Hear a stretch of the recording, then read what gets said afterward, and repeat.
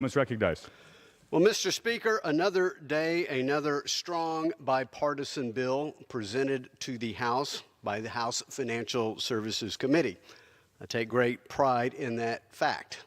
Today, I rise in strong support of H.R. 4790, the Volcker Rule Regulatory Harmonization Act. I want to thank first the gentleman from Arkansas, Mr. Hill, for his leadership on this issue and so many other issues in front of our committee. And I want to thank his bipartisan partner, Democrat Mr. Foster of Illinois, for his leadership on his side of the aisle on this very important piece of legislation. As a result of their hard work, this bill was reported out of our committee, Mr. Speaker, 50-10, which means 80% of our colleagues on the committee supported the legislation, including a majority of the Democrats. Now, Mr. Speaker, we enjoy in America the deepest, strongest, and most liquid capital markets, frankly, the world has ever known.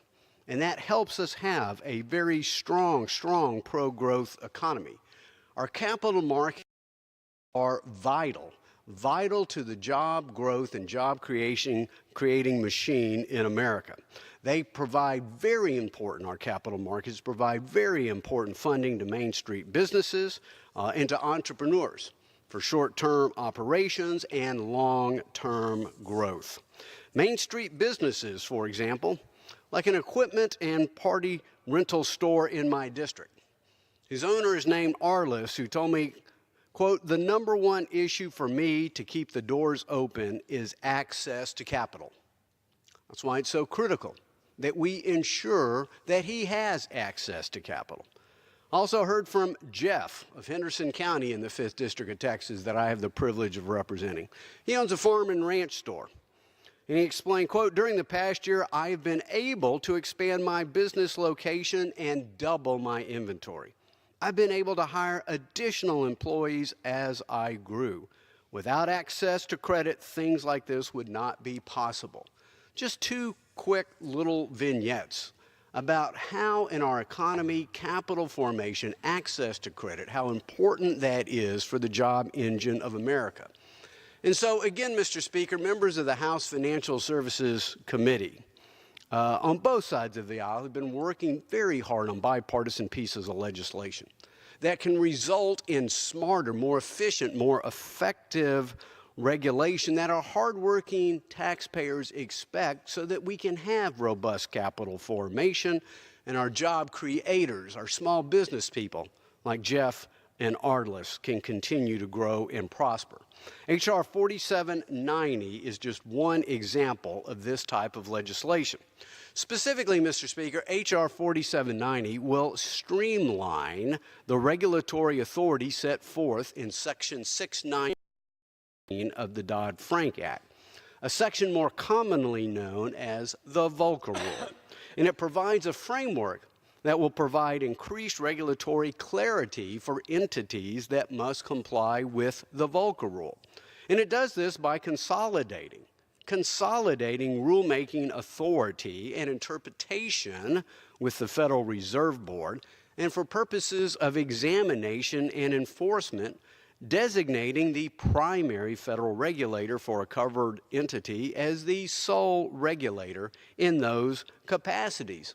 The challenge here is, Mr. Speaker, is that some entities can have as many as 5 different regulators interpreting the Volcker Rule and 5 different regulators enforcing the Volcker Rule. Sometimes they conflict with each other, Mr. Speaker, and frankly, the entity doesn't know what to do. You cannot have an economy based on the rule of law when, frankly, you don't know what the law says.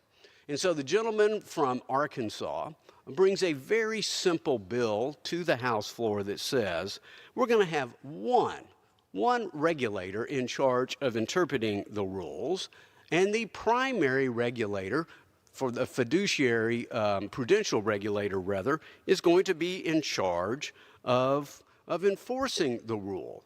It's common sense. It creates efficiency. Now, I want to be clear about one thing. H.R. 4790 does not repeal the Volcker Rule. I wish it did, but it doesn't. That's not what we're debating here today.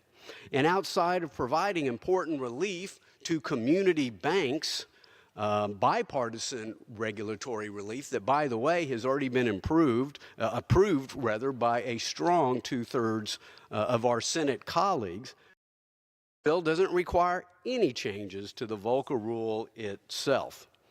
And I highlight this because this legislation, again, represents something that members of Congress should agree on.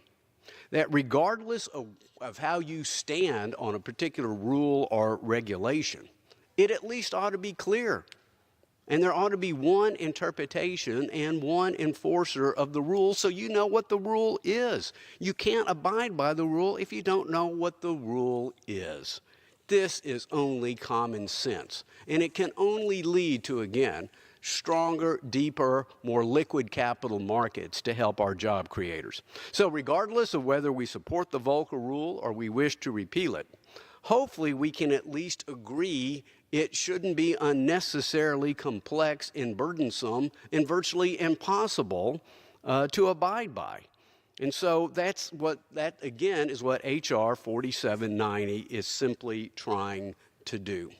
And so I commend this piece of legislation to all of my colleagues. It's a very important piece of legislation, again, strongly bipartisan. 80% of the members of the House Financial Services Committee support it. And again, I want to commend the leadership of the gentleman from Arkansas, Mr. Hill. And with that, I reserve the balance of my time.